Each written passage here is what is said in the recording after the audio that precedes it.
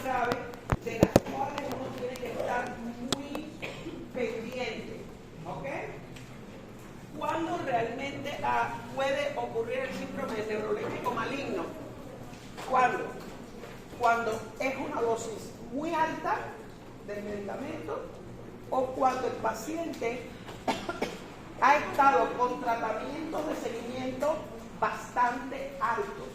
O sea, o una dosis muy alta o el periodo de tiempo donde ha estado tomando dosis altas es importante. Normalmente eso lo vamos a ver en un hospital. O sea, normalmente lo vamos a ver en un hospital porque yo dudo que ningún psiquiatra dé dosis muy altas de medicamentos para la casa.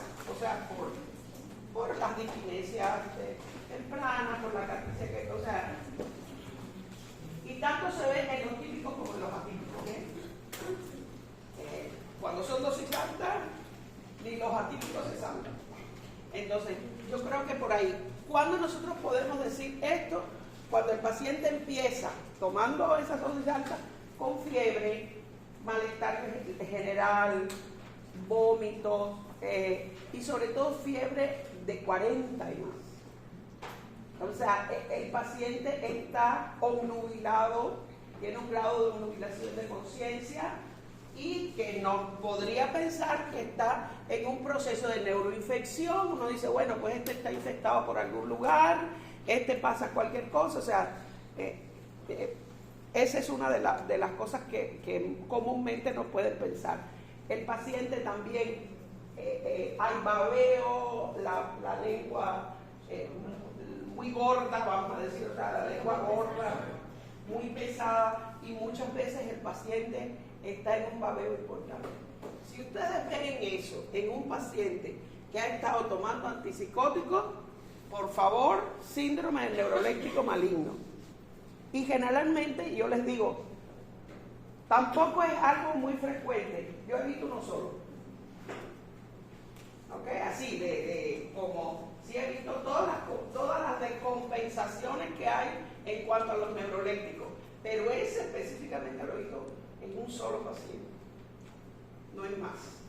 ¿Ok? Así que yo digo que digamos, este es un síndrome y lo vi estando el paciente hospitalizado. ¿Ok? Que pensábamos que el paciente tenía algo, pensábamos que tenía una neumonía, que pensábamos que tenía... Y yo me recuerdo que llegó el jefe y dijo, ¿sabes qué? Retírenle todo, porque este hombre lo que tiene un síndrome neuroléptico maligno y exactamente ese fue el... O sea, hay que retirarlo, furosemida, riñón que se abre, abundante en líquido, bueno, sin encharcarlo, porque ustedes saben que eso es importante, sin el paciente sea diabético, pero eso es una de las cosas. Ok, estamos bien. ¿Has podido bajar algo, no? Sí, ya todo. ¿Ya la bajaste toda? ¡Échale! ¡Qué bien! Ah, pues ya tú se lo pasas a todo el mundo, ¿no? Y a mí, y yo que me había... ¿Y ya me la bajaste también aquí? Sí. Bárbaro. ¿Ves? Ustedes son buenos. Yo anoche decían, pero ¿cómo le pasa yo esto? ¿Y cómo le pasa? Porque nada, me compré una Mac muy buena y todo lo demás, pero no sé andar en ella. Entonces, para mí es... A ver quién tiene más por aquí, mira, que me puede enseñar a andar en ellas.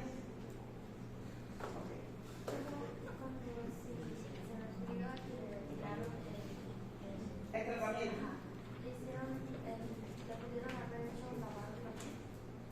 ¿El gástrico?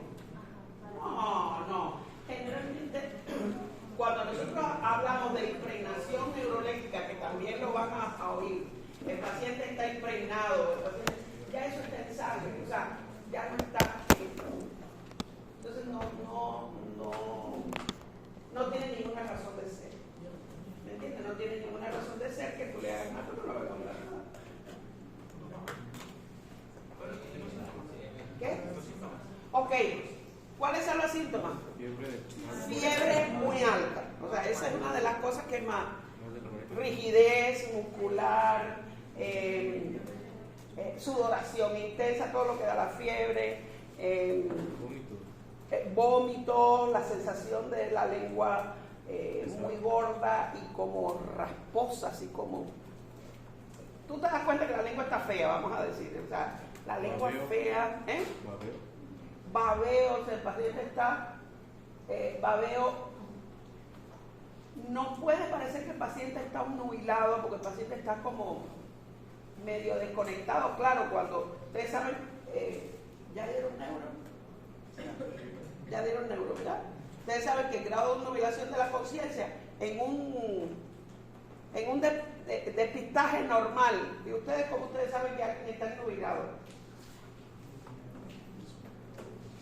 Ahí en el hospital, como ustedes saben, sin empezar, que se abren los ojos, que se hace, o sea, porque yo sé que el plano generalmente, vamos a hacerlo. ¿Cómo ustedes saben que alguien está obnubilado? Imagínense el paciente, siempre imagínense un paciente. ¿Nubilado o jubilado?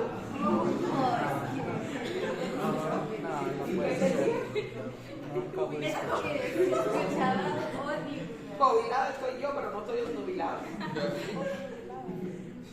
Bueno, sencillamente es algo muy sencillo. Les voy a decir algo muy sencillo. Cuando usted le dice al paciente, Juan, y el paciente no te oye, pero se le dice, Juan, entonces el paciente abre los ojos. O sea, cuando el paciente responde a estímulos de intensidad media, ya yo sé que entonces el paciente está obnubilado, ya yo pongo paciente obnubilado. ¿Por qué razón? Porque no responde a la primera, o no responde cuando se te toca, o no responde cuando lo pinchan, pero cuando es un estímulo medio, el paciente responde. Por lo menos abre los ojos y te puede contestar. Entonces nosotros decimos, un paciente está obnubilado cuando responde a los estímulos de intensidad media. O sea, eso también ocurre en el caso del neuroléptico maníaco. Eso era una de las cosas. Ya después ahí se van a encontrar muchísimo más, ya con lo que el compañero les mandó, se van a encontrar muchísimas más cosas. Yo creo que es muy importante que ustedes se lo lean. Les voy a decir que esto es del año 2007, que yo lo hice en una clase, lo hice, ni me acuerdo dónde lo saqué, pero de esta manera está, no, lo saqué de Velázquez, que es uno de los libros que utilizábamos en ese momento. ¿Ok? ¿Por dónde nos habíamos quedado con los antidepresivos? Ok. Digo, yo traigo siempre para que no se me vaya a olvidar las cosas, ¿no? Porque si no se me olvida, yo pienso tan rápido que a veces la lengua no me responde a lo que yo quiero, a lo que yo estoy pensando. Inhibidores selectivos de la recaptación de serotonina. Métanse bien esto en la cabeza. En el examen va a venir ICR. ¿Ok? Va a venir así. No le voy a poner inhibidores selectivos de la recaptación de serotonina. No, va a venir así. ¿Ok? ¿Cuál es el mecanismo? ¿Se recuerda que cuando la persona se deprimía? ¿Cuándo se deprimía? Si van a pensar en el vesículas pre, vesículas post, ¿cuándo había una persona que se deprimía? ¿Qué pasaba con la persona que se drogaba? Aumenta mucho la liberación acá y había mucho acá, ¿ok? Mucha dopamina. Vamos a suponer. Bueno, había mucha dopamina, pero también había serotonina y había noradrenalina. Ok. Si yo digo, es un inhibidor selectivo de la recaptación de serotonina, ¿cuál es el mecanismo aquí? No se va a recaptar la... ¿Ya? ¿Bloquea la recaptación? Facilito, no es complicado. ¿Están entendiendo? Por eso es que hablábamos que los inhibidores selectivos de la recaptación de serotonina, y si yo hablo de serotonina, ¿qué tengo de qué hablar? Dolor, ¿qué más? Sueño, ¿qué más? Estado de ánimo, ¿qué más?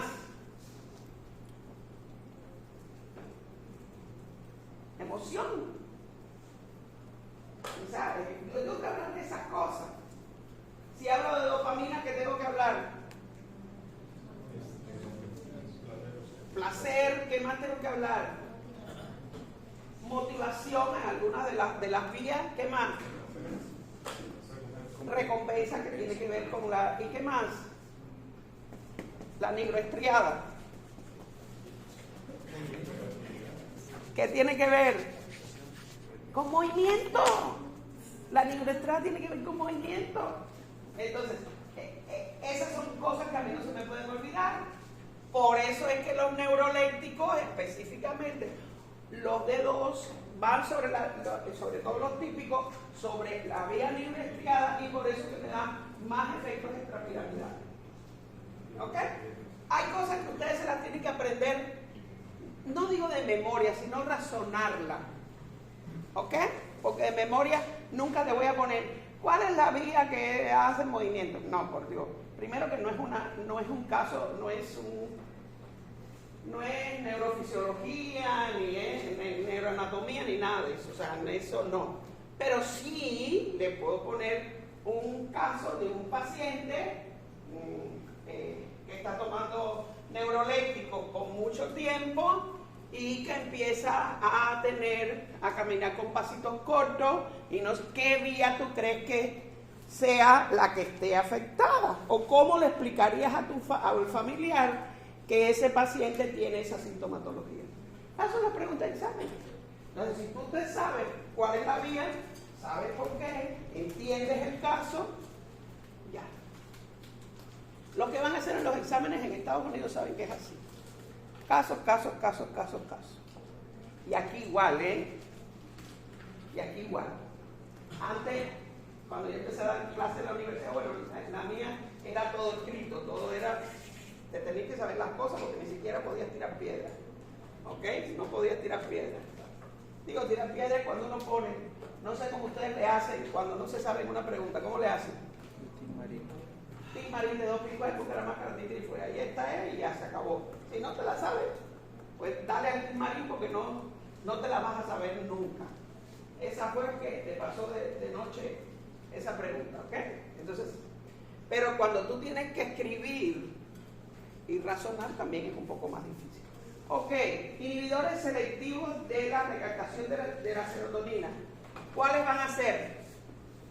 Fluoxetina, paroxetina. Vamos, déjame poner como debe ser la paroxetina aquí abajo.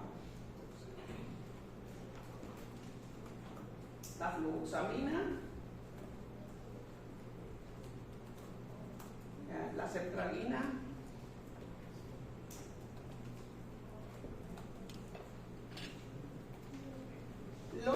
lo he puesto más o menos en orden de aquí más antidepresivo,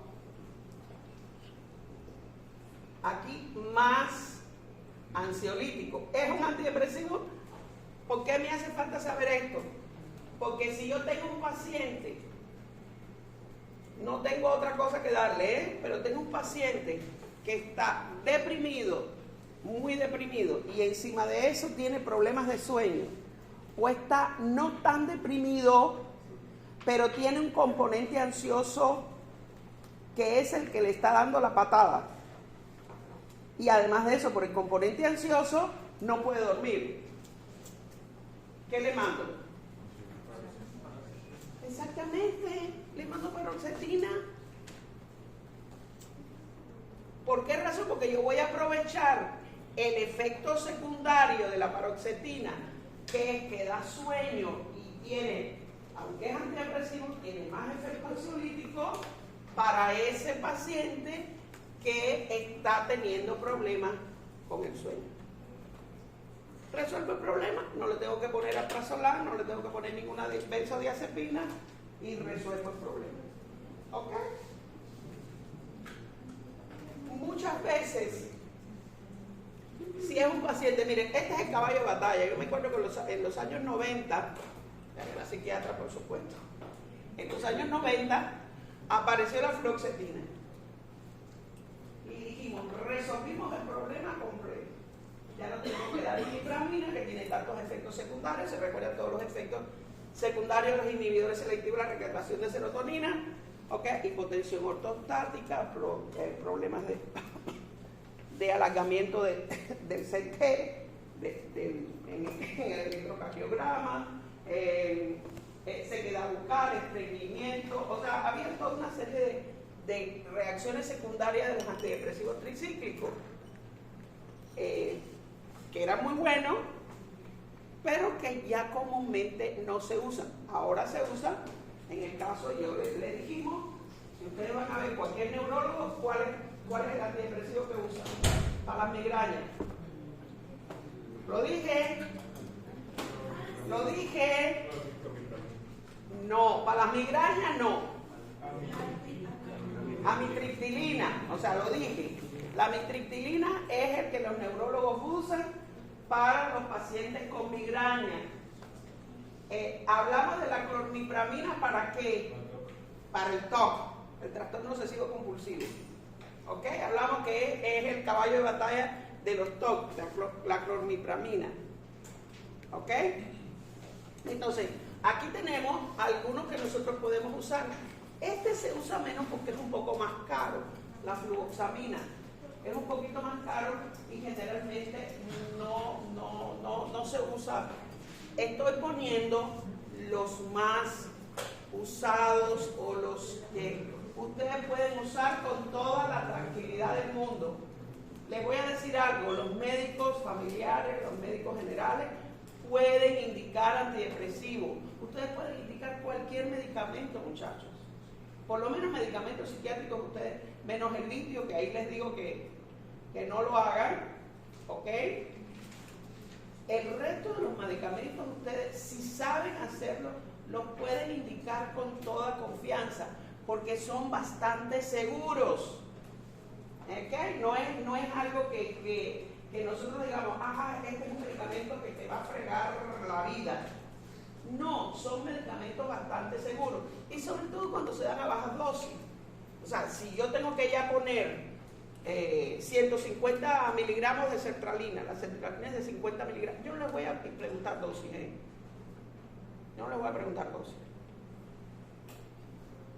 No les voy a preguntar dosis, así que, pero más o menos, para que tengan la idea. Si yo voy a mandar 150 de sertralina, la sertralina es de 50 miligramos, son 3 tabletas, yo lo indico en un paciente. ¿Cómo lo empiezo a indicar?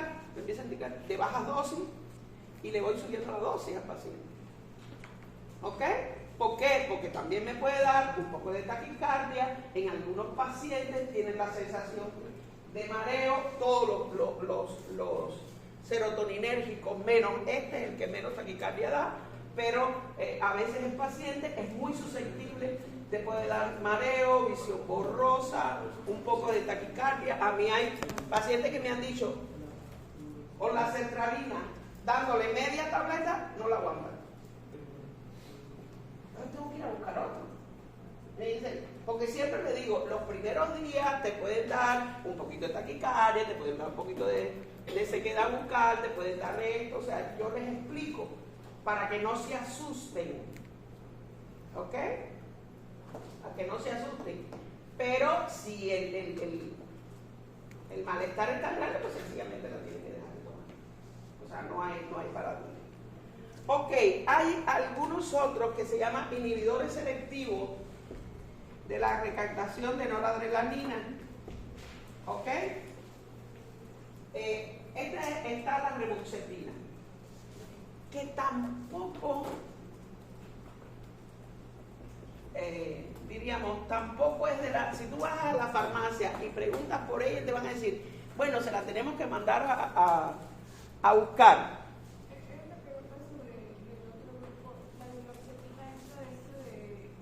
Sí.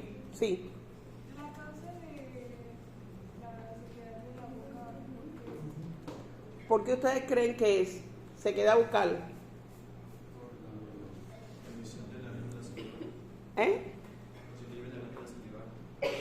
Sí, pues sí.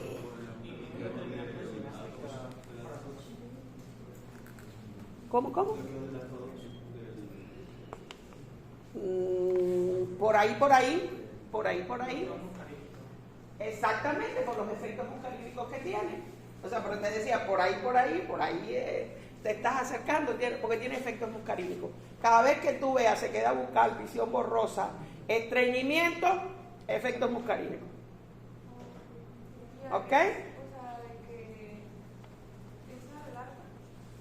Adelarga, o sea, dura mucho tiempo o en el momento en el que ya le... Mira, por ejemplo, en esta no es tanto, yo se los menciono porque los pacientes pueden decirle. Nosotros eso lo veíamos muchísimo más en los tricíclicos. Y muchas veces no teníamos otra cosa y le decíamos al paciente, pues te tienes que quedar bucal, pues toma más agua. Tienes estreñimiento, pues toma algún laxante. O sea, si yo veo a un paciente que lo principal para este paciente es su cuadro depresivo, yo le tengo que ir al cuadro depresivo. O sea, sé que le puede tener algún efecto colateral, pero pues no me llama remedio. ¿Entiendes? Entonces, existe otro también que es un inhibidor específico para la recaptación de noradrenalina y serotonina, y este sí lo utilizamos mucho, que es venlafaxina.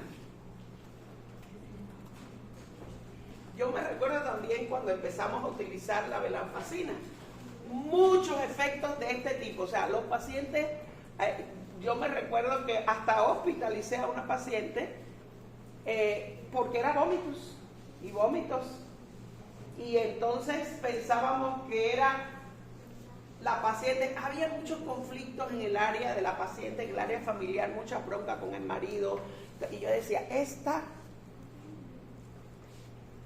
normalmente lo que pasa es que yo hasta pensaba honestamente que se metía el dedo para vomitar, un malestar general, o sea, porque entonces el marido, cuando ella se sentía así, el marido estaba al lado de ella. Entonces, bueno, ¿qué cosa es lo que está pasando acá? Cuando se empezó a usar, nosotros teníamos que llamar al laboratorio cuando hubiera una reacción de ese tipo. Yo llamo al laboratorio, a los laboratorios, específicamente nada más que lo vendía un laboratorio, y le digo, ¿sabes qué? Tengo aquí una paciente que le estoy dando, incluso yo le bajé la dosis de 75 que se le daba, la bajé. Digo, pero la paciente sigue vomitando. Ah, no, eso, porque no estaba dentro del protocolo, diríamos, todavía ellos estaban, yo creo que, no, pues sí, ¿sabe qué? Tiene que suspender el tratamiento porque, bueno, esta paciente sí, nos han llamado muchos médicos diciendo que la paciente, Entonces, bueno, pues ahí ya empezamos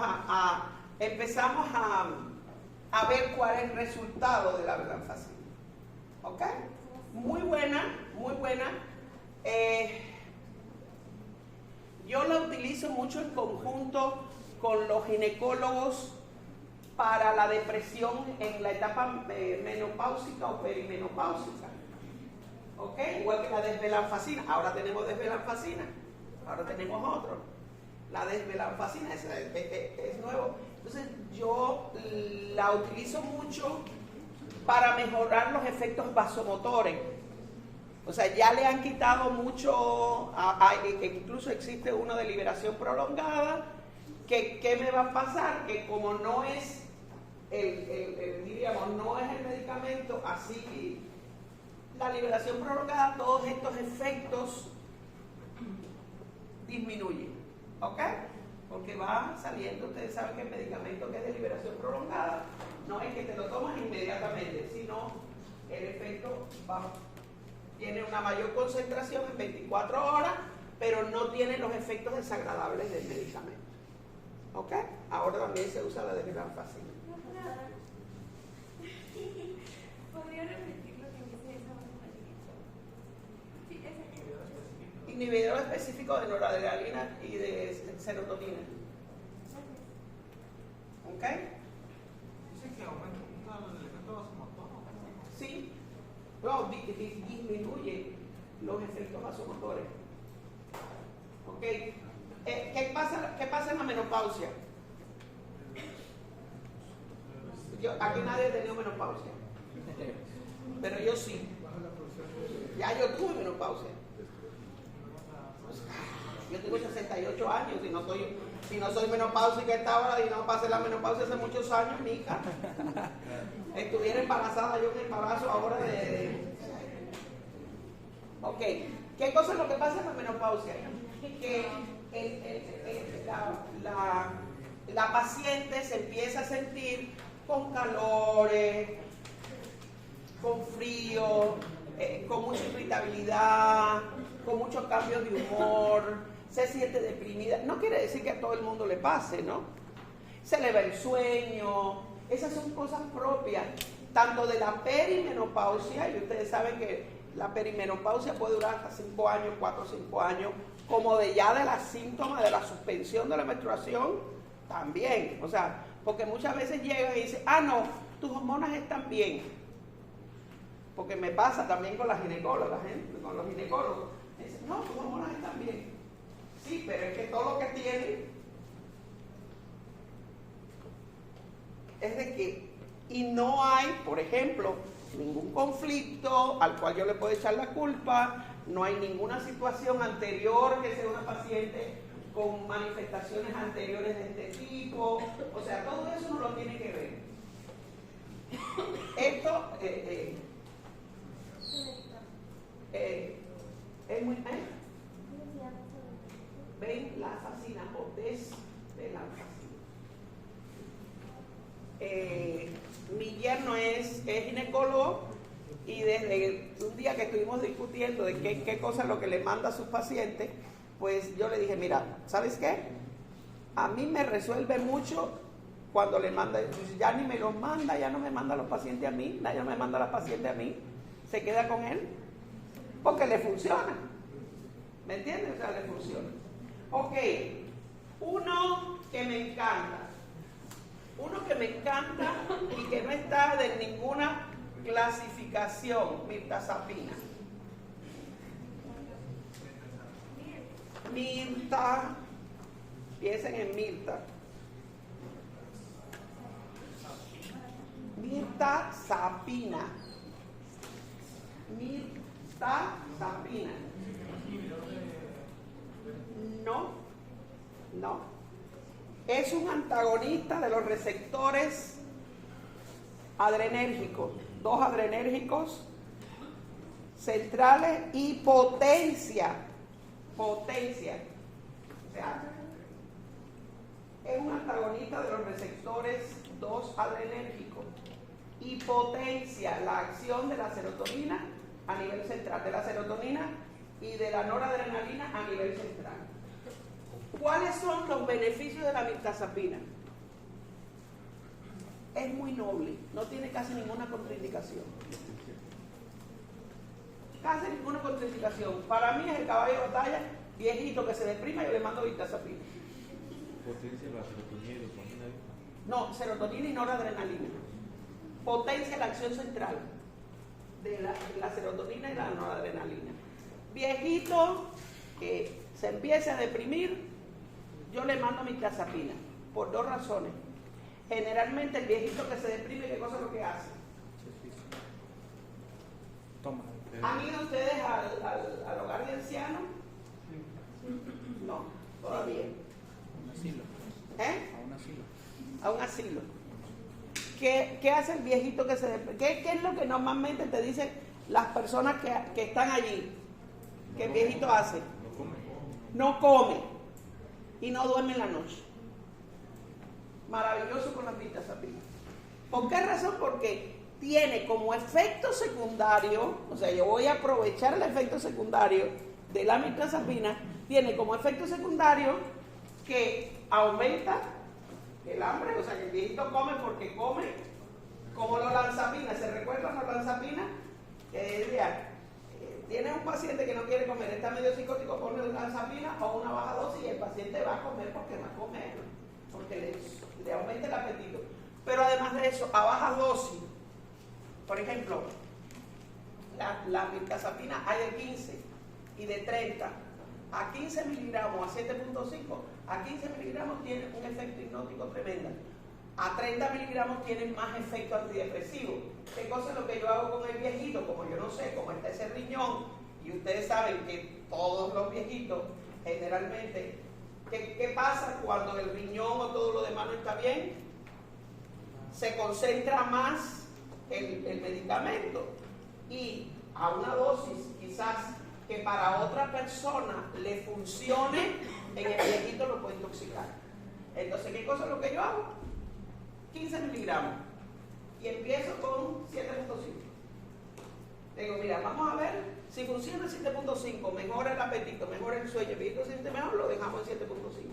Pero si no, se lo vamos a subir a 15. Pero se lo subo a 15 después de una semana o 10 días o 15 días de haberlo, de saber cómo le va, que no me ha hecho ninguna otra cosa. O sea, ese es viejito que se deprima, métanse eso en la cabeza, mirtazapina. No sé si hay alguna cosa para que ustedes se aprendan eso, pero es así, es muy bueno, porque voy a ver los efectos secundarios. O sea, voy a aprovechar el efecto secundario. Ahora, imagínate que sea una viejita o una persona gorda. No gorda como yo, no, más gorda. O sea,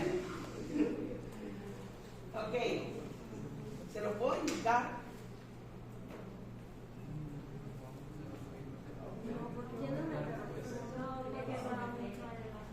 Exacto, va a aumentar el hambre y va a aumentar el peso. Entonces no se lo puedo indicar. No se lo puedo indicar. Pero imagínense que sea una anoréxica. Yo lo he utilizado mucho. Anoréxica. De esas anoréxicas, yo llegué a tener una paciente que mejoró. Así, de esos casos que tú quieres casi que publicar, que era más alta que yo y pesaba 45 kilos. Más alta que yo y pesaba 45 kilos. O sea, podías contarle, o sea, podías contar las costillas, podías contarle los ojos hundidos. O sea, una cosa así que hasta uno le daba las manitas, eran, ¿quién es aquí la más delgada? ¿Quién es la más delgada? Ah, eres tú. Pero esa come como loco, no se le puede dar ni pesapina. Okay. Pero no, tú estabas gorda al lado de ella. No, era menos todavía. Yo la iba a mandar a hospitalizar. Había estado en un centro para pacientes anoréxicos. No había resuelto. Mucha psicoterapia y todo ese lío, y la mamá me dijo, ya no sé lo que voy a hacer, se me va a morir. Digo, bueno, pues vamos a hacerle, pues vamos a ver cómo está, con una anemia, todo lo demás. Le dije, la última, y si ella no arranca con esto, porque se desmayaba en todos los lugares, porque imagínate, se desmayaba en cualquier lugar. Yo dije, vamos a ver si ella logra poder con 15 miligramos. Digo, la vamos a tumbar, pero vamos a ver si ella logra empezar. Cuando llegó a los 15 de ella, yo la vi y había aumentado 2 kilos. Digo, bravo.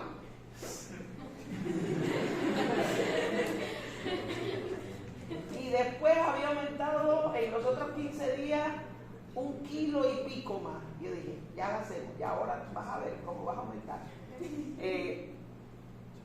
Ella es de otro pueblo, y no hace mucho que yo fui al mercado y me dice, ay doctora, ¿cómo está? De verdad que sí, dice así, la miré, o sea, la vi como 4 o 5 veces. Después son gente que no pueden aquí en la Carlota venir por lo que cuesta, y de pronto la vi en el mercado y me vino sonriente, muy sonriente, y yo dije, pues tú eres, digo, fuiste mi alumna, dice, doctora, yo era la, entonces me empezó aquí y me quedé y así le dije, ¿hiciste implante? Se empezó a reír porque ya estaba sin estar gorda, ¿no? Sin estar gorda. Pero ya estaba ahí y ella se empezó a reír y dice, ay, doctora, ¿no te pusiste implante? ¿Qué te hiciste? ¿Cómo estás? O sea, realmente revivió, comenzó a estudiar en la universidad, o sea, ya aquella cosa que tenía que no podía ni estar con su vida, le dije, bueno, pues ahora despacio, dice, no, nunca más he dejado de comer. Nunca más he dejado de comer, ya dejé el medicamento hace mucho tiempo, pero nunca más he dejado de comer. O sea, ya ella entendió que pues tampoco se iba a morir. O sea, la neta que se iba a morir. Y el último que tenemos.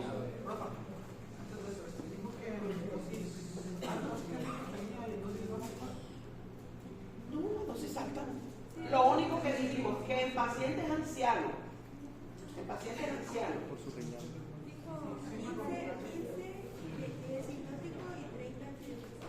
No, sí, no, es que los dos son antidepresivos. Lo único que dije, a bajas dosis me funcionan más como hipnótico. O sea, es diferente. O sea, este es un antidepresivo. Lo único que a bajas dosis me funciona más como hipnótico. Si yo quiero que un paciente me duerma, se lo doy a bajas dosis. ¿Ok? También a 30 miligramos te da sueño. ¿Ok? Hay otra cosa, que generalmente el sueño no es inmediato, es un sueño que te va a durar, o sea, es un sueño que te va a durar, no, tienes que dárselo por lo menos 2 horas antes, porque no es algo que tú le digas, se lo doy a las 10 de la noche y a las 10:30 estaba dormido, no, o sea, se lo tiene que dar en la cena. Si se duerme a las 10 de la noche, se lo tiene que dar a las 8 o a las 7:30 en la cena, para que cuando llegue esa hora tenga sueño, porque no es un hipnótico, ¿ok?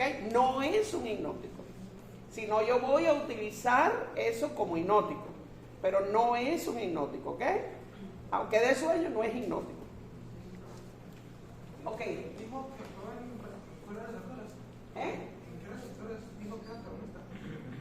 Antagonista de los receptores 2 adrenérgicos. Alfa 2 adrenérgicos.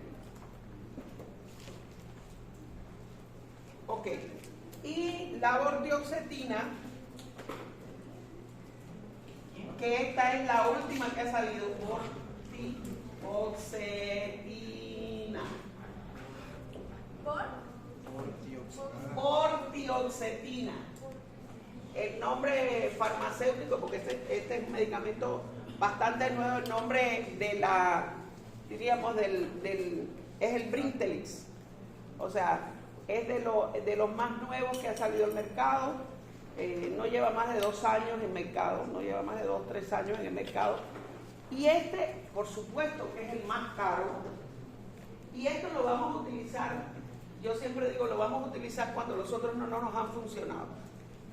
¿Ok? Este lo vamos a, cuando ya es una depresión muy recurrente, cuando no me ha funcionado en otras oportunidades, o sea, otros antidepresivos cuando los voy a utilizar. Y combina tanto la inhibición del transportador de las... Y fíjense, aquí es el transportador, no de la vesícula pre, sino aquí va a ir sobre el transportador de la serotonina. Y modula directamente toda la actividad del receptor serotoninérgico. O sea, es un modulador. Modula toda la actividad del receptor serotoninérgico y tiene efectos antagonistas sobre los 5-hidroxitriptófano 3 y 7 y agonistas de los receptores 5-HT1 y 5-HT, tanto de 1A 1B. Está complicadísimo. Al final, sí, les digo porque como todas las cosas nuevas, la medicina, recuérdense, lo que hoy es un así dice Jehová, mañana ya es una mentira. ¿Ok? Entonces, al principio nos los vendieron como la última Coca-Cola. ya hay algunas cosas que a muchos no nos gustan. Sí tiene mucho efecto antidepresivo, es muy bueno como antidepresivo. Sirve como hipnótico, a bajas dosis igual. Pero no es lo que nos vendieron en el Congreso Mundial de Psiquiatría, ¿no? No es lo que nos vendieron. Cuando tú vas a ver, yo no sé si en Europa hay estudios importantes. Yo, el último estudio que me leí fue de Estados Unidos y ahí es de donde saqué toda esta historia. Antes era más fácil, inhibidor selectivo de recaptación de serotonina, inhibidor selectivo de recaptación de serotonina, la adrenalina. Aquí te meten un chorro de cosas que yo no sé si realmente será verdad o mentira. ¿Ok? Ni yo me lo sé. ¿Ok? Ni yo me sé bien el mecanismo. ¿Para qué le voy a decir? ¿Ok? ¿Por qué? Porque tampoco es de lo que más usamos. Solamente yo tengo como 2 pacientes que lo están tomando en este momento. Y son pacientes depresivos crónicos que ya han pasado, no sé si realmente el resto de los medicamentos no les funcionan, honestamente, porque a veces el paciente se resiste a salir de su depresión. Si ustedes le pueden dar medicamentos como ustedes se les pegue la gana, pero si en psiquiatría ustedes no hacen psicoterapia junto con medicación, háganlo. ¿Ok? Si usted no hace psicoterapia junto con medicación, sí, la medicación te puede ayudar a empezar, pero si no se cambia la estructura de personalidad del paciente, el paciente va a estar. Si el paciente no cambia estilo de vida, el paciente va a seguir dándole, porque va a seguir esos pensamientos que lo han llevado a deprimirse. O sea, el antidepresivo te sirve para el inicio. Y no, y hay pacientes, por supuesto, que tienen una depresión muy grave y van a tener que tomar medicamentos antidepresivos de por vida. Ahora, tiempos de los antidepresivos. Si un paciente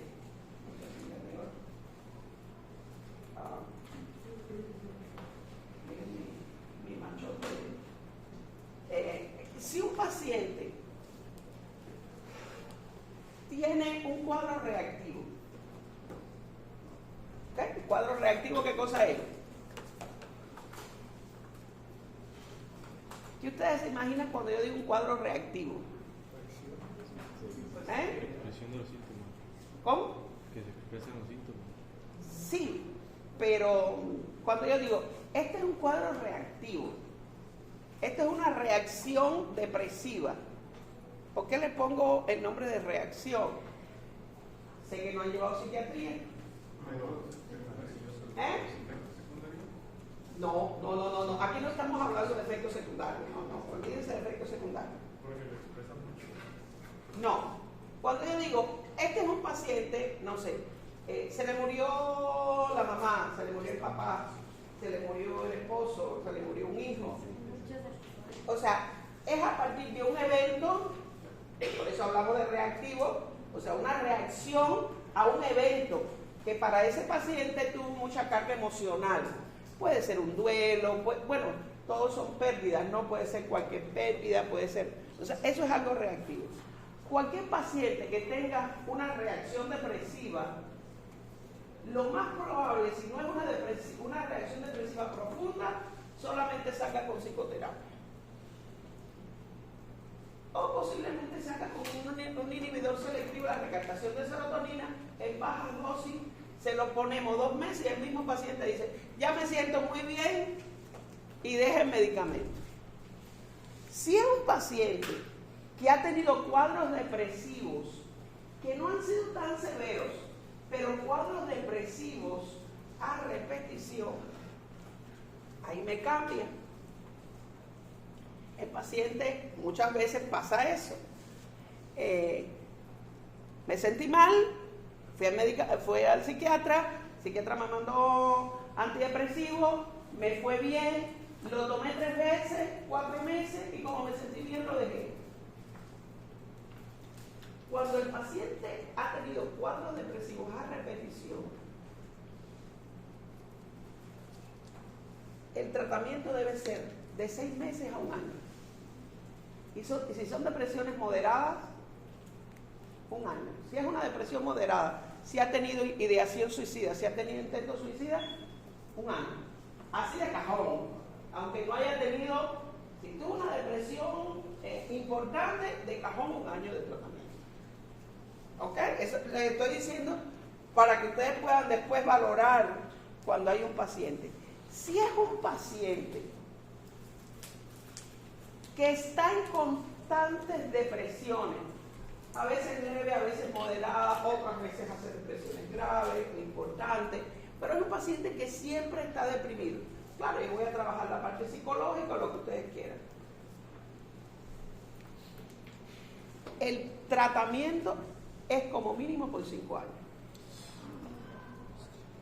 de antidepresivo. Oye lo que les estoy diciendo, ¿eh? De 3 a 5 años. Cuando es un paciente que ha tenido depresiones importantes y que casi nunca sale del cuadro depresivo.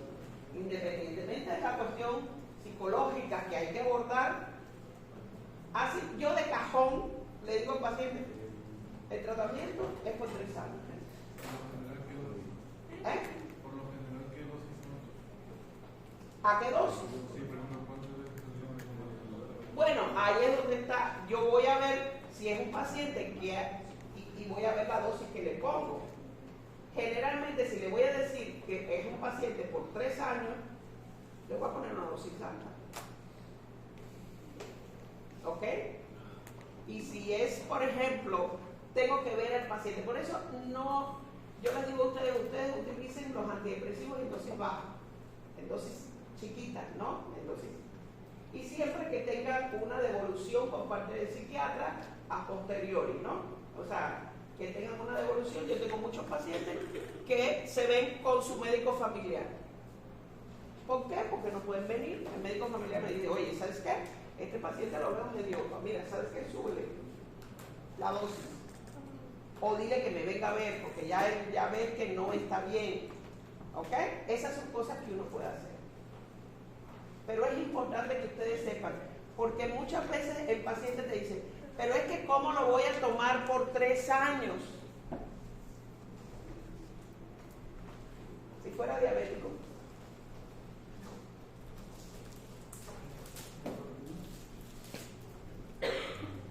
Si fuera hipertenso. Fíjense, estoy hablando de independientemente del cambio de estilo de vida, de todo lo que hay que hacer con el paciente, porque no es solo tirarle a la boca la tabletica como si fuera una gallina, ¿no?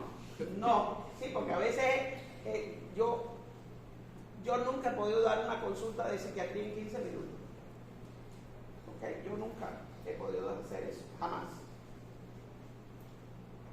Pero bueno, hay gente que tiene esa habilidad, no estoy diciendo que sea bien o sea mal, hay gente que tiene esa habilidad, yo no puedo porque yo en 15 minutos, nada más que te miro a los ojos y te pregunto qué fue, si te pasó un camión por arriba o no, o sea, y ya de ahí se me van los 15 minutos. ¿Ok? Pero hay gente que sí tiene esa habilidad y está bien. Ahí yo tengo que valorar a ese paciente si realmente está haciendo los cambios que está haciendo, si realmente hay una red de apoyo a su alrededor, si en ese proceso hay otra cosa que se injertó, que no es lo que habitualmente está en su vida. O sea, yo lo tengo que ver en toda su dimensión para saber qué cosa es lo que... Primero para saber cómo está la depresión, si en este momento está moderada o grave o leve. Entonces ahí es donde yo le voy a subir y bajar el medicamento. No quiere decir que siempre esté tomando la misma dosis. ¿Ok? No siempre. Pero yo para que el paciente le digo, y no crea hábito. Es que yo leí en Google que crea hábito. Los antidepresivos no crean hábito. Lo único que nosotros tenemos que hacer es al retirarlo, ir disminuyendo la dosis, única y exclusivamente. No crea hábito. ¿Ok? Y eso se lo tenemos que dejar muy claro al paciente. Porque el paciente, cuando tú le dices 3 años, 1 año, dice, ¿cómo? Me voy a hacer adicto. Yo siempre le digo, ¿eres adicto a la insulina? ¿Eres adicto no sé, al metoprolol? ¿Eres adicto a algún problema cardiovascular que tengas? ¿Eres adicto? No. ¿Cuál es la diferencia? Una patología psiquiátrica, el otro es una patología cardiovascular, el otro que no hay ninguna diferencia. Lo que pasa que desde la visión social es totalmente diferente. Pero realmente es igual que cualquier otra patología. O sea, no lo tenemos que ver como cualquiera te puede decir, ¿sabes qué? Soy diabético, soy hipertenso, soy asmático, pero nadie le dice soy paciente psiquiátrico. Porque el primero que empieza a decir seguro que está inventando es el médico. El primero que no le cree al paciente es el médico. Y el resto de la familia te dice, eres un chiflado, seguro que no tienes nada, que no sé qué, que la. Y si en el trabajo se enteran que eres un paciente psiquiátrico, dicen, no, ni la molesten, ni la molesten para que no se oculte. Ni la molesten para que si son buenos. Y si no te dicen, ¿sabes qué? Estamos cerrando el lugar y te botan del trabajo. No te dicen que eres un paciente psiquiátrico, pero te botan. A veces a mis pacientes yo les digo, tienen que saber a quién le van a decir que es un paciente psiquiátrico. Muchas veces se les va, y como en el caso del litio, muchos pacientes han estado al borde de la muerte porque no le dicen. ¿Ok? No era eso de que cuando se maneja por muchos años, cómo se manejan las dosis para, pues que no va a tener como su efecto en el paciente, porque siempre está más para. Por eso, ahí está, ¿no? Por eso es que nosotros tenemos que reevaluar, por lo menos mis pacientes deprimidos, que ya yo sé que llevan mucho tiempo, yo los reevalúo cada 3 meses, en algunos casos, si vienen muy lejos, cada 6. Y me mandan mensajes. ¿Ok? Doctora, ayer, anoche, estaba yo hablando con la hija de una paciente y le dije, ¿sabes qué? Aumenta la dosis. Dice, ya mi mamá no se quiere levantar de la cama, está tomando el citalopram, no le va a aumentar la dosis. Aumentar la dosis porque ellos tienen el remanga, el burro para allá para donde. No, porque además esos son de Chiapas, pero es en una comunidad pobrecita que a veces ni señal tiene. Entonces, ¿cómo yo le voy a decir que me traiga a la señora? Sí, o sea, ahí hay.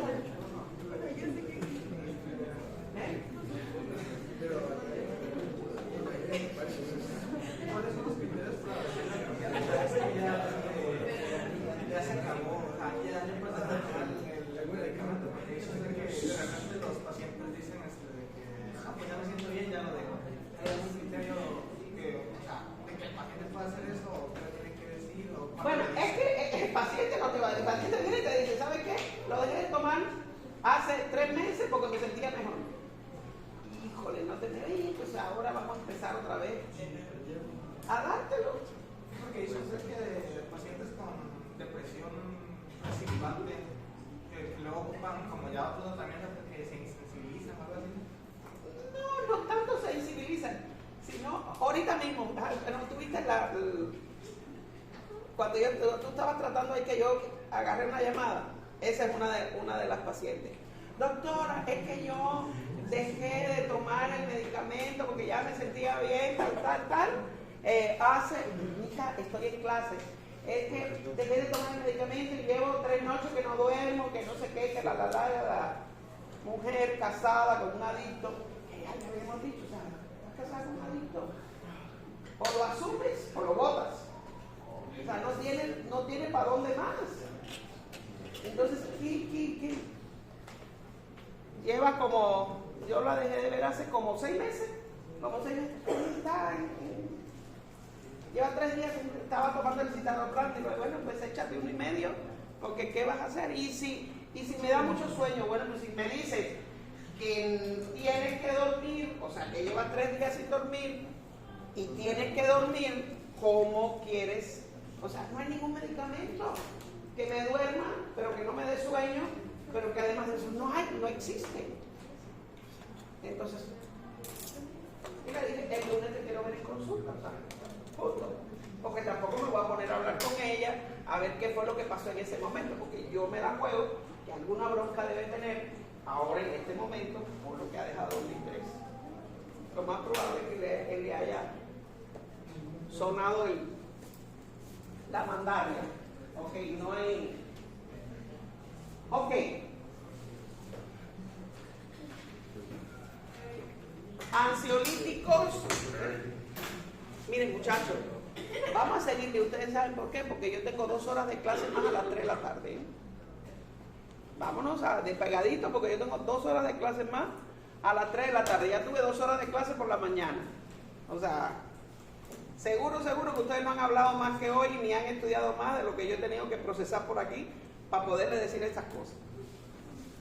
Ansiolíticos.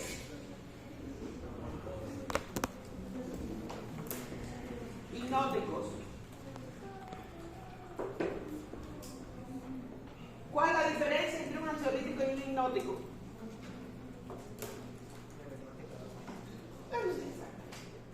O sea, el hipnótico lo voy a indicar única y exclusivamente cuando hay un insomnio,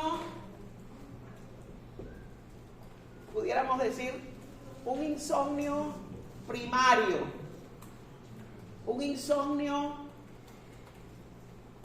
de cañón, que no ha resuelto con medidas higiénicas del sueño, que no ha resuelto con otros medicamentos, que no hay un cuadro depresivo debajo, que no hay una crisis de ansiedad, ¿ok? Yo normalmente no indico hipnóticos. ¿Por qué razón? Porque son de muy corta duración, o sea, generalmente son de muy corta duración, y al que le pega duro, o sea, por decirlo de alguna manera. Hay algunos pacientes que le pegan y el paciente se levanta al otro día y no puede pensar. ¿A los cuántos días? Al otro día se levanta y no puede pensar, o sea, se levanta torpe, se levanta con pobreza, ¿no? Al otro día. Escuché. Se levanta con pobreza ideativa, o sea, se levanta. ¿Cuál es el que normalmente usamos cuando llega un paciente que te dice que no puede dormir, que no sé qué? Vamos, el dormicum, y es el que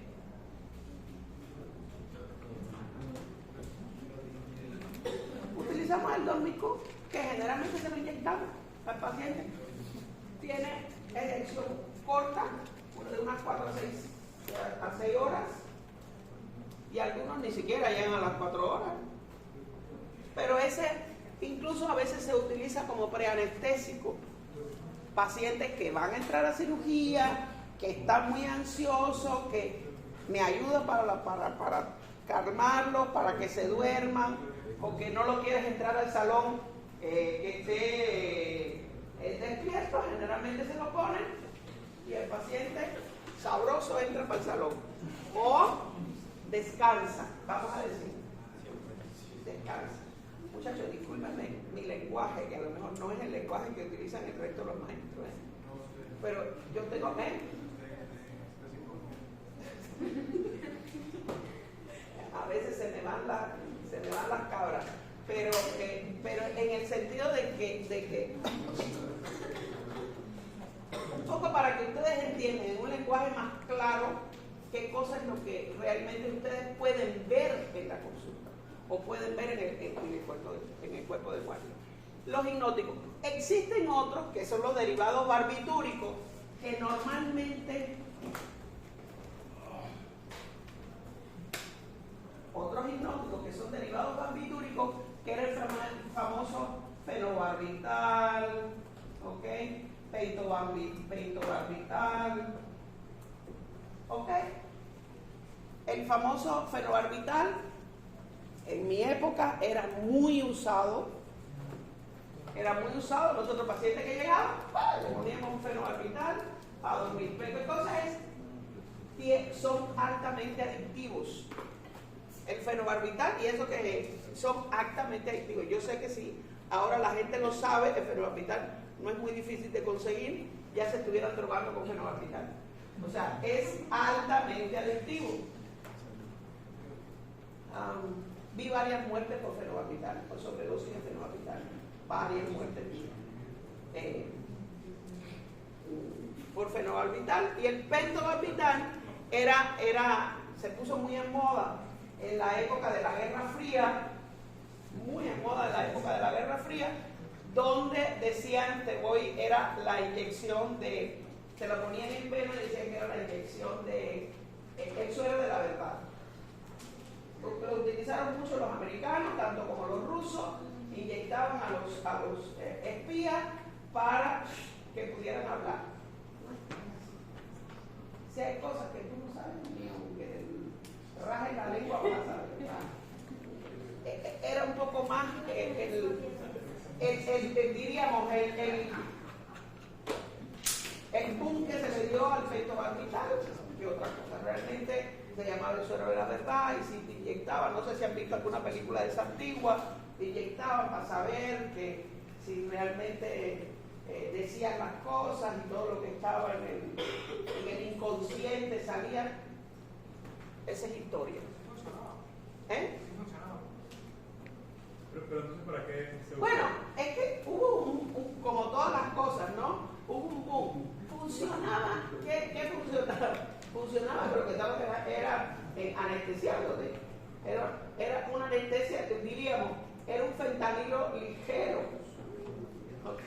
Era un fentanilo ligero donde no te tumbaba de todo por completo, te mantenía con algo alerta, pero tampoco, o sea, no era, se dieron cuenta que había mucha gente que podía burlar eso, ¿okay? Que podía burlar. No era, yo me recuerdo en mi época de joven la gente decía, no, es igual que el ¿cómo se llama esto? La que te dicen si es verdad o mentira. El detector de mentiras. Eso tiene un grado de fiabilidad que no es tampoco, ¿me entiendes? Hay mucha gente que los han metido en la cárcel con el detector de mentiras y realmente no han hecho absolutamente nada. O sea, no es una prueba para llevar a nadie ante un juez, no es una prueba fiable para llevar a nadie solamente con el detector de mentiras. No, te puede sugerir y a partir de ahí tú puedes empezar a sacar, ¿no? Pero no es así. Ok, ¿cuáles son aquellos ansiolíticos? Ok, mecanismo de acción de los ansiolíticos. ¿Cuál es el mecanismo de acción de todos? ¿Cómo se conocen los ansiolíticos?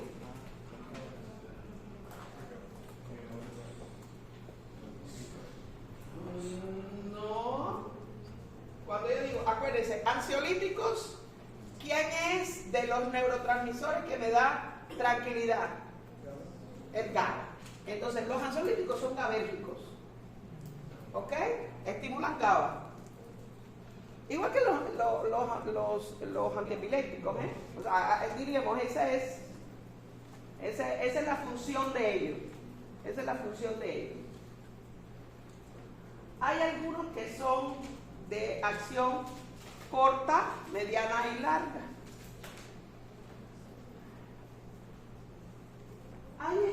Yo diría que les voy a poner de los 4 los que más se utilizan. Hay muchos más, pero hay 4 que son los que más se utilizan. Dígame uno que ustedes conozcan que se utiliza. Ok, el diazepam, vamos a ponerlo acá. Dígame otro. Clonazepam,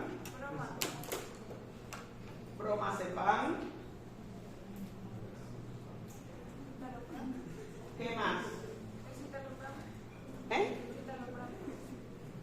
No, el citalopram es un inhibidor selectivo de la recaptación de serotonina. Alprazolam. Midazolam es hipnótico. O sea, utilizamos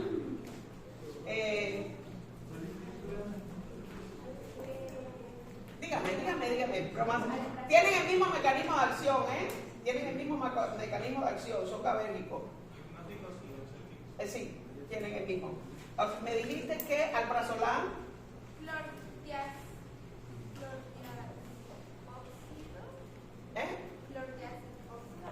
Clorodiazepóxido. Aquí no, en México no existe, pero era muy bueno. En Estados Unidos hay, pero era muy bueno. ¿Qué más? Clorodiazepóxido. Lo que van a estudiar aquí no existe. Ok, aquí no existe. Clorazepam. Las benzodiazepinas.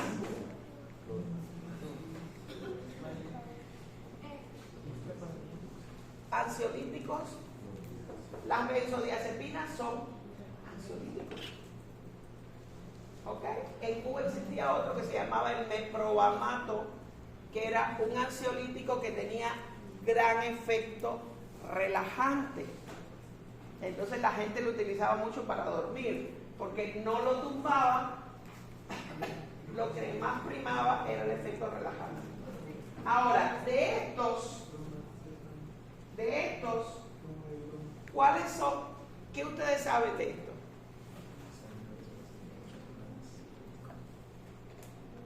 Son benzodiazepínicos, son gabérgicos. ¿Cuándo indico qué?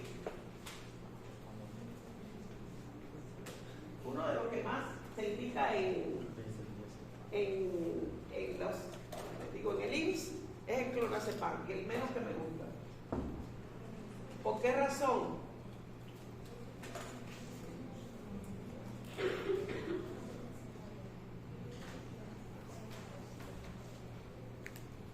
Yo no indico clonazepam, yo les estoy diciendo, yo no las indico. ¿Por qué razón? Porque pasa lo mismo que en muchos de los hipnóticos. El paciente, primero, que no duerme de manera inmediata. Segundo, que crea hábito. Tercero, que produce tanto relajamiento muscular que en el caso específicamente de los ancianos se pueden caer al piso y fracturarse. O sea, yo, además de que estos sí son adictivos, las benzodiazepinas son adictivas. También son adictivas cuando tú las tomas a muy altas dosis, por muy largo tiempo. O sea, yo le digo a un paciente, oye, tú vas a estar tomando 2 meses a muy bajas dosis un ansiolítico y no te creas hábito. El otro día me decía una paciente, ya me siento mejor de la ansiedad, ¿y qué hago cuando me quiera quitar el ansiolítico? Y ustedes aquí le dirían, bajo poco a poco la dosis, pero ella tenía una dosis de media tableta. Media tabletica, tenía 0.25 miligramos. O sea, ¿qué le vas a decir? Sí, le dije, baja un cuarto, o sea, un cuartito. ¿Y qué más?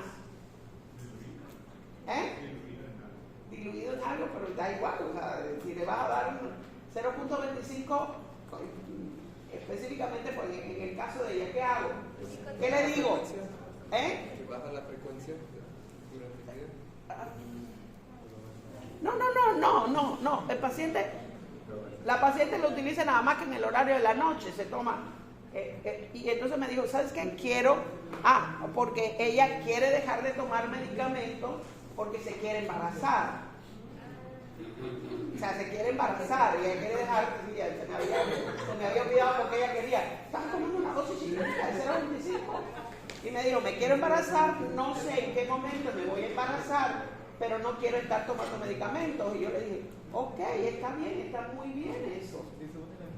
¿Qué ustedes creen que yo les dije? Psicoterapia.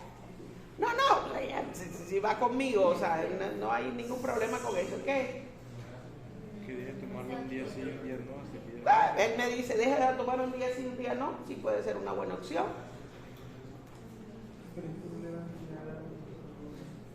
Entonces, le dije sencillo, vas a pasar unos días malos, pero después de 10 a 15 días se acabó. O sea, vas a pasar unos días malos. O sea, vas a pasar unos días que te vas a sentir muy mal. Pero no tiene otra consecuencia. Si ella estuviera tomando altas dosis, entonces sí yo puedo pensar en un síndrome de abstinencia. Porque es sencillo, además de eso tú tienes una idea que está muy bien planteada, lo que me has planteado está muy bien. Quiero salir embarazada.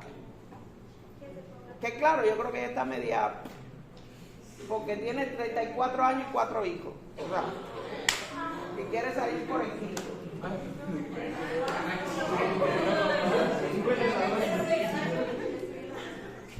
Pero es de esas personas que quieren tener una familia muy grande y económicamente pueden. Económicamente pueden. El marido le va muy bien, tiene muchos negocios, le va muy bien. Y al marido le dice, tú tranquila, tu mamá, que eres una coneja. Pare. O sea, digo, no le dice así, ¿no? Digo, en el sentido, yo dije, hija, pero si tienes 4, ¿para qué? No, mi marido quiere tener una y yo también, me encanta. Pues está bien.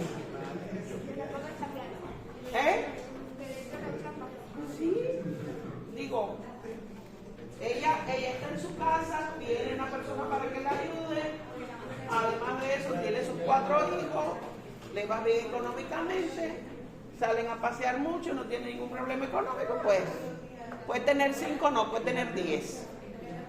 ¿Ok? Te digo, a veces uno dice, ay, pero 4 hijos ya es demasiado. No, pues la gente que lo puede tener, pues. Y cuando un paciente está selectivo a un medicamento, ¿este tratamiento se da? O, por ejemplo, ¿a cuál? Okay. Digamos, clonazepam. ¿A qué? A clonazepam, digamos. Yo tengo que ver si es un viejito. O sea, si es un viejito, quitarle clonazepam es un problema.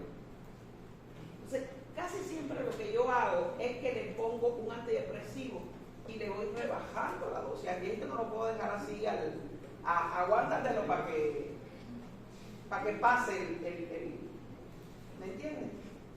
No. Entonces, generalmente lo que hago es eso. Le pongo un antidepresivo que tenga efecto hipnótico y le voy rebajando la dosis. Si es a un adulto, o algo de eso, pues le pongo, ¿qué cosa?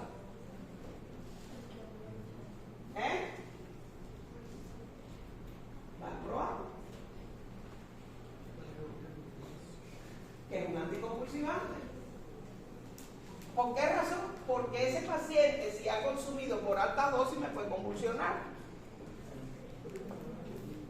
Entonces, estoy utilizando uno parecido, porque también el alto convulsivante es alérgico, pero que no me crea hábito. Eso lo usamos mucho en pacientes que son adictos a la cocaína, a cualquier droga, para disminuir un poco el craving o disminuir un poco la ansiedad que le crea dejar la droga y que no nos vaya a hacer cuadros de ese tipo. ¿Ok? O sea, el clonazepam ya ustedes saben. El diazepam generalmente, hay tabletas, pero generalmente nosotros, ustedes lo van a ver en el hospital, utilizarlo por vía intramuscular. ¿Ok? Por lo menos acá, es lo selectivo, vía intramuscular. No utilizas casi nunca, yo veo recetas de otros psiquiatras con diazepam como ansiolítico de elección. ¿Ok? ¿Está bien mandado? Claro que a veces el paciente también se siente un poco, si yo tengo un paciente deprimido y ansioso y encima de eso le voy a poner una benzodiazepina, pues el paciente se me va a sentir más deprimido. Entonces, de este tipo que son fuertes, que son de acción. El bromazepam también de acción larga. ¿Cuáles son los caballos de batalla? Diríamos, más o menos, alprazolam y lorazepam. Esos son los que comúnmente ustedes van a ver. El bromazepam lo voy a poner con un paciente que tenga problemas con el sueño. En vez de poner un hipnótico, voy a poner el bromazepam 3 miligramos, lo puedo poner en el horario de la noche. Si prefiero a no utilizar un hipnótico. ¿Ok? Un paciente que tenga un insomnio y eso a reventar, lo prefiero. El bromazepam. Y los que normalmente tú lo puedes mandar en la noche y también durante el día, porque tú lo mandas a baja dosis durante el día y no te sirve, no te da sueño, sino te mantiene con cierta tranquilidad. O sea, te mantiene tranquilo. Un paciente que sea demasiado ansioso, que ya hayas trabajado con él las ideas de la ansiedad, o sea, ¿por qué razón está ansioso? O sea, recuérdense que vamos a tratar de poner la menor cantidad posible de medicamento. O sea, utilizarlo en dosis terapéutica, pero más bien en dosis bajas. Claro, si es un paciente que está muy ansioso, por ejemplo, el clonazepam es un medicamento en gotas que yo lo voy a utilizar en un ataque de pánico. Está bien indicado. En gotas con un ataque de pánico está bien indicado. O solamente en un ataque de pánico como rescate. Porque al ataque de pánico yo le voy a poner otra cosa.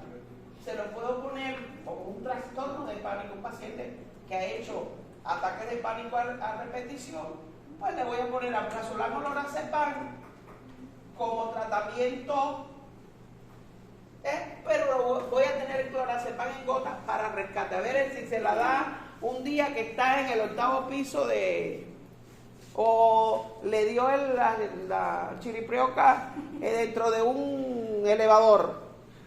¿Ok?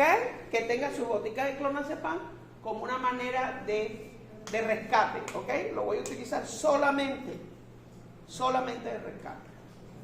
¿Ok? El clonazepam es muy bueno, está dentro de esto, pero aquí en México no existe. En Estados Unidos sí existe. ¿Ok? Sí existe. Clonazepam de 10 miligramos existe. Es muy bueno. A mí me encantaba ponérselo a los pacientes porque les permitía bajar un poco el nivel de ansiedad, pero les permitía ser productivos. O sea, no andaban medios tontos. ¿Qué es lo que pasa con el clonazepam en pacientes que toman clonazepam? Hay pobreza y apatía, hay lentitud, a veces los ves hasta con el lenguaje, con la lengua medio enredada. ¿Ok? Y por último, ¿qué hora es? 2:30. No, en 10 minutos, en 5 minutos terminamos. ¿Ok? 5 minutos. Yo me tengo que ir a tomar agua porque estoy como...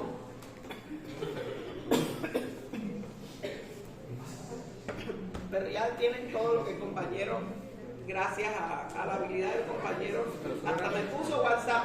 Ahora me puso WhatsApp en la computadora, yo que no la quería tener. Por eso mismo, o sea, porque entonces, si estoy en la computadora haciendo algo, entonces entra el mensaje, ¿no? ¿Entra así? No, pero la abrí en Safari, entonces se lo puede... Safari, ¿a dónde nos vamos? A Nivales, nos vamos. Sí, yo sé que es un navegador. Este lo tenía antes predeterminado, pero yo dije que me pusieran el otro. El Chrome. Yo dije que me lo pusieran porque, pues ahí con ese nunca yo no encontraba nada, que yo era un disloque. Entonces, la gente del sistema me pusieron el Chrome porque realmente yo soy ahora. ¿Cuál es el otro grupo? Los estabilizadores del estado de ánimo. Y ya hemos ido hablando de ellos, Estabilizadores del estado de ánimo.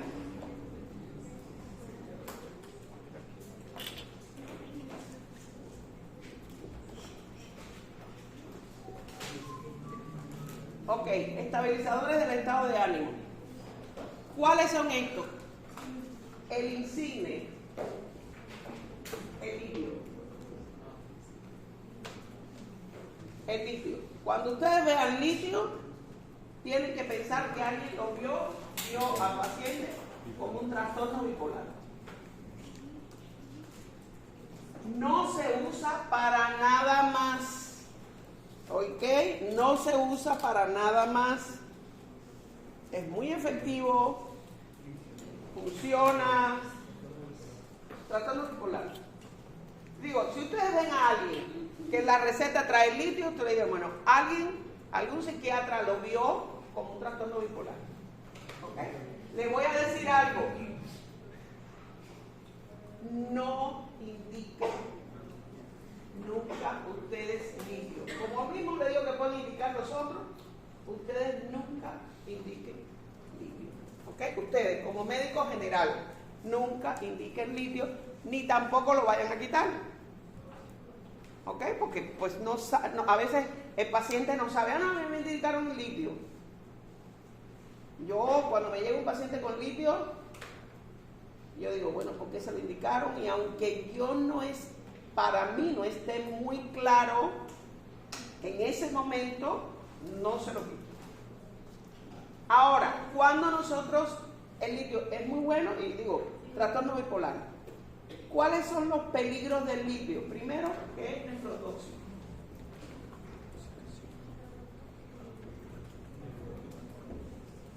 Es nefrotóxico, altamente nefrotóxico. El 95% sale por riñón. 95% se degrada por riñón. O sea, que solamente el 5% es lo que va. ¿Cuáles son las cosas que yo tengo que ver con el litio? Que muchas veces, y eso me ha pasado a mí, muchas veces los pacientes están tomando litio, pero nunca en su vida le han hecho una litemia. Esta es la dosificación de litio en sangre. Entonces, nunca le han hecho una litemia, o sea, no saben si la dosificación le llega al rango terapéutico o está por debajo. Y si no le llega al rango terapéutico y está por debajo,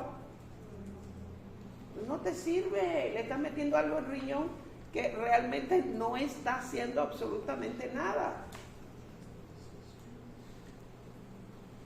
Hace como 15 días me llegó un paciente que lleva como 10 años tomando litio y nunca le habían mandado una litemia. Digo, hijo, nunca. Se mudó para acá, vino al consultorio. Yo soy un trastorno bipolar, me mandaron litio. Digo, ¿cuándo fue la última litemia que hiciste? ¿Qué es eso? Bueno, es la dosificación de litio. Cuando se lo mandé a hacer, el hombre está muy por debajo de los límites terapéuticos. O sea, que ha funcionado posiblemente 10 años como si no estuviera tomando litio. Está muy por debajo de los índices. Le dije, ¿qué quieres hacer? Porque el litio que estás tomando para tu enfermedad no te ha hecho nada. ¿Qué quieres hacer? No, pero ¿qué? ¿Cómo no me habían dicho? Pues no te lo dijeron. Y estás por debajo, y mira, ahí están los valores. Estás por debajo de tu rango terapéutico. 1.2 más o menos debe ser el rango terapéutico. Él estaba como en 0.6. Tomando 300 miligramos nada más que de litio. Una tableta solamente. Se supone que el rango terapéutico está en los 1200, 600, 1200. Ya él le estaban dando, creo que venía de Estados Unidos, le estaban dando como 400. La tableta ya es de 400, creo que es de 400. Bueno, él estaba como en eso. Dije, bueno, pues ahora ¿qué vamos a hacer? Dice, bueno, pues si no me estaba haciendo nada, pues vamos a cambiarlo. Digo, tienes el diagnóstico, está bien el diagnóstico, lo único que has estado funcionando sin rango terapéutico. Ahí tú tienes o que subir o que cambiar. O le tienes que subir la dosis para que realmente sirva o cambiarlo. No hay ninguna tercera opción. Aquí hay otra cosa con el litio. Es la intoxicación por litio, que ahí sí es grave. Cuando nosotros, y ahí la intoxicación con litio es grave y puede llevar al paciente a la muerte. paciente, imagínense un paciente que te llegue con vómito, diarrea, dolor abdominal, dolor muscular, decaimiento. ¿Qué usted piensa? ¿Eh? No sabe que está tomando litio. Te llegó urgencia. No sabe que está tomando litio. ¿Eh? Ay, mira, ya estás pensando en órganos perforados. O sea, vayan de lo más común. Siempre hay que pensar. Sí, yo he visto intoxicaciones y tienen hasta alucinaciones, ¿eh? Yo lo he visto con alucinaciones y todo así, que me han mandado a buscar pensando que es un paciente psiquiátrico. O sea, con cuadros alucinatorios, ¿eh? Pero bueno, imagínense que ustedes lleguen un paciente así. ¿Qué ustedes piensan? ¿Eh? ¿Oh? Tú dices, pues es una virosis. Así está todo el mundo. Hiciste el diagnóstico porque es lo más frecuente. O sea, recuérdense que en medicina yo tengo que ir de lo frecuente a lo infrecuente. ¿Ok? De lo frecuente a lo infrecuente.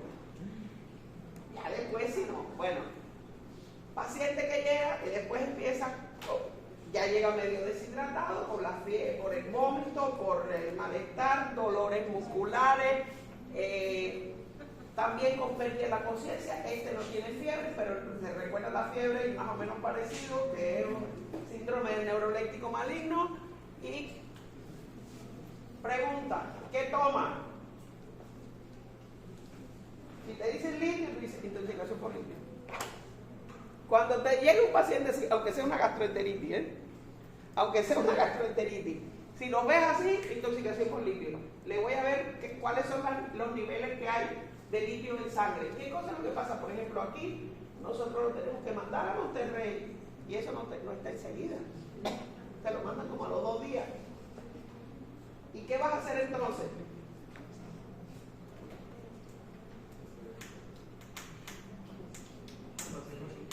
¿Eh? Sí, claro, por supuesto. Pero ¿y qué vas a hacer? Exacto, suspender el uso de litio, porque eso es. ¿Y qué más? ¿Qué más hago? ¿Eh? ¿Y abre el riñón? Porque si yo sé que ese es un problema, yo tengo que abrir el riñón para que aquello salga por todos los lugares, ¿me entiendes? Que salga. Entonces, ese es el tratamiento. Ahora, ya hiciste todo eso. O sea, si le suspendo el litio, no va a tener como que un efecto de rebote. No. Lo puedes suspender con toda la tranquilidad del mundo, que no te va a dar craving, que no te va a hacer efecto de rebote, que no va a hacer nada de eso. ¿Ok? Con toda la tranquilidad lo puedes suspender. Se le da diurético. Dijo que tenía fiebre.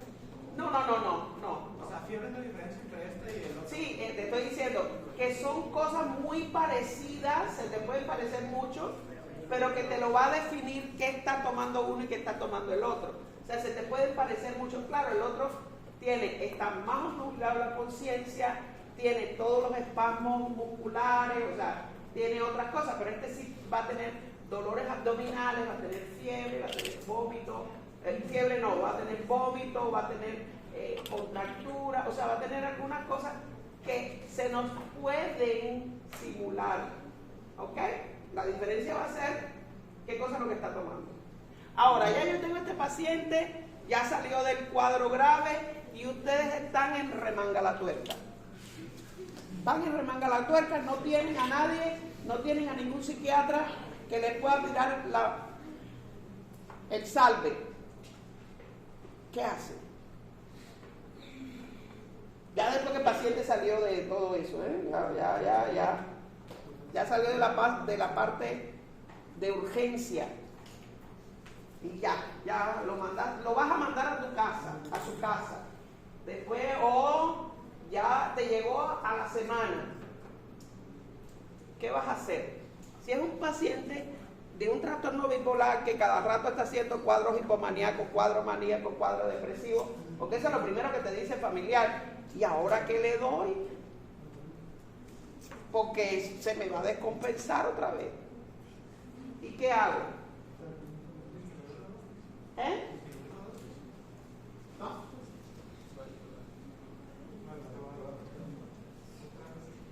Ah, exacto, ¿viste? Viste que en psiquiatría no son muchos medicamentos, sino tú aprender a ponerlo en el momento o en el lugar indicado por la sintomatología. Le voy a poner valproato, que también es un estabilizador del estado de ánimo o un eutinizante. Aunque es un anticonvulsivante, lo puede utilizar como estabilizador del estado de ánimo, o la lamotrigina o la carbamazepina. También carbamazepina, lamotrigina.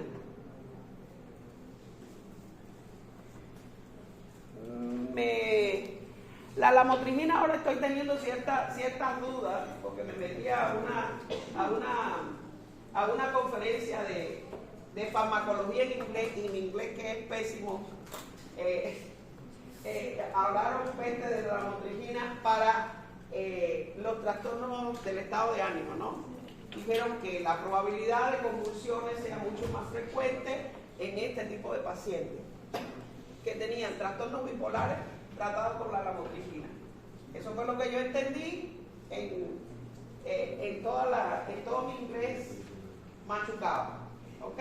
Entonces, ahora generalmente yo no la mando mucho. Mi caballo de verdad es porque tiene mucho rango de seguridad, porque ahora hay deliberación prolongada. O sea, me encanta porque nada más que tú se los mandas en el horario de la noche y ya el paciente está cubierto durante el día. 600 miligramos en el horario de la noche, el paciente está cubierto durante el día. El valproato también lo voy a utilizar en pacientes con trastorno de personalidad límite o trastorno de personalidad emocionalmente inestable. ¿Por qué? Porque estos pacientes hoy le damos pelearse contigo y mañana te besan y después te dicen que no sé qué cosa. O sea, son pacientes que es como una...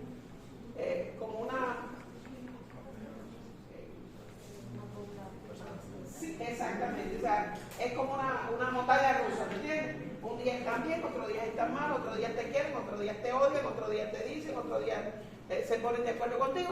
También ese tipo de pacientes, independientemente de la sintomatología que tengan en ese momento, yo se los voy a poner, porque eso les permite bajar el grado incluso de irritabilidad que a veces el paciente tiene. O sea, ese grado de irritabilidad que normalmente que pueden ser muy explosivos en algunos momentos, que pueden... Entonces, lo voy a mandar para que el paciente, no le voy a mandar ansiolítico, no le voy a mandar antidepresivo, pero para mantenerlo, bajándole un poco el grado de agresividad que los pacientes tienen. ¿Hay un nombre para eso? Trastorno de personalidad límite o emocionalmente inestable, lo van a encontrar así. O sea, lo van a encontrar como de las dos formas, ¿no? ¿Y si hay otros medicamentos porque se da el litio? ¿Es más efectivo? ¿Qué cosa? Es más barato. El litio, porque se da si hay otros medicamentos. Ok, el litio se da porque es más efectivo. Claro. Por eso digo, el litio está bien dado si tú tienes los cuidados que tienes que tener. Está bien dado. El litio es el caballo de batalla de esto. Ahora, no siempre los pacientes, y ahí está, las litemias cuestan caras, cada 3-4 meses hay que mandarle a hacer una litemia, lo tienes que tener, tienen que ser pacientes que sean muy educados en cuanto a su medicamento, ¿ok? Por eso les digo, ustedes no se meten con el litio, ustedes no se metan con el litio, ustedes se pueden meter con todo lo demás. Con el litio no se metan porque ahí sí hay que ser muy cuidadosos. Yo he tenido pacientes con litio antes de venir para acá, yo tuve pacientes con litio como con 22 años. Y eso es otra cosa, yo tengo que cada rato ver cómo ese riñón está funcionando. Yo como psiquiatra tengo que ver, porque yo sé que es nefrotóxico, Pero yo he tenido pacientes por 20 años tomando litio y su riñón intacto. Tú dices, ¿por qué? ¿Me entiendes? O sea, su riñón intacto. Tú dices, bueno, ¿y cómo es posible? Su riñón intacto. Entonces, si ustedes logran saber todo esto que yo les expliqué, van a salir muy bien en el examen. Si yo me lo aprendí que estoy vieja, imagínense ustedes que todas sus neuronas están nuevecitas, y sus sinapsis están muy, muy bien. ¿Ok?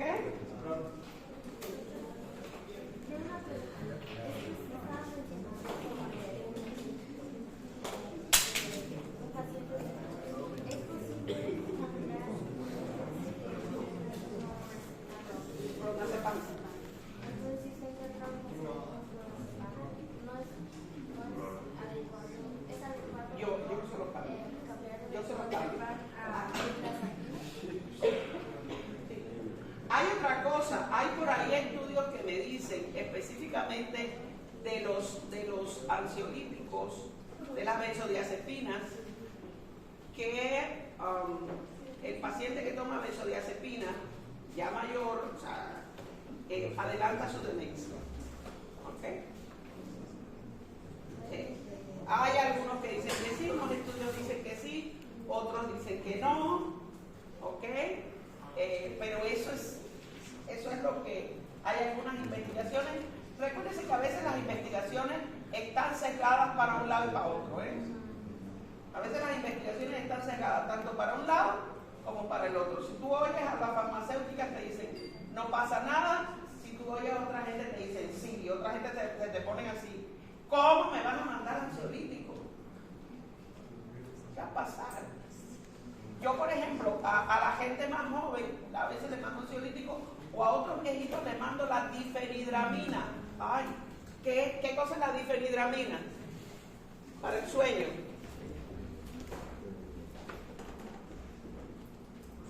Da un sueño tan sabroso.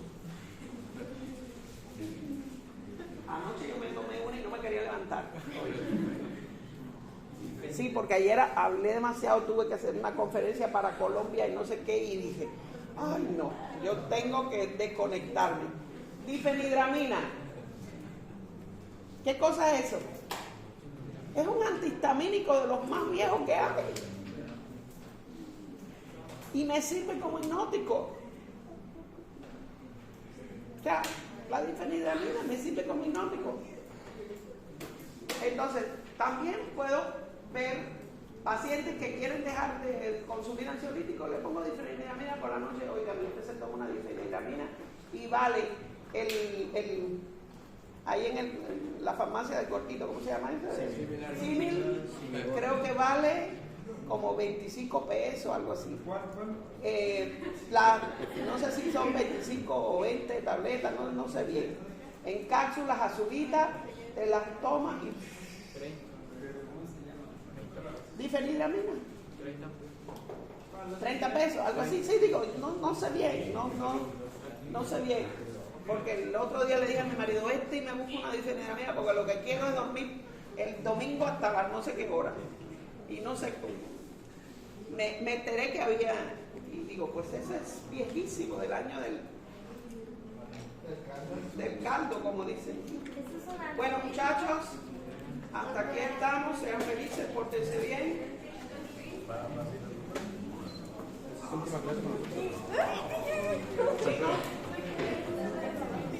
¿Qué cosa? No,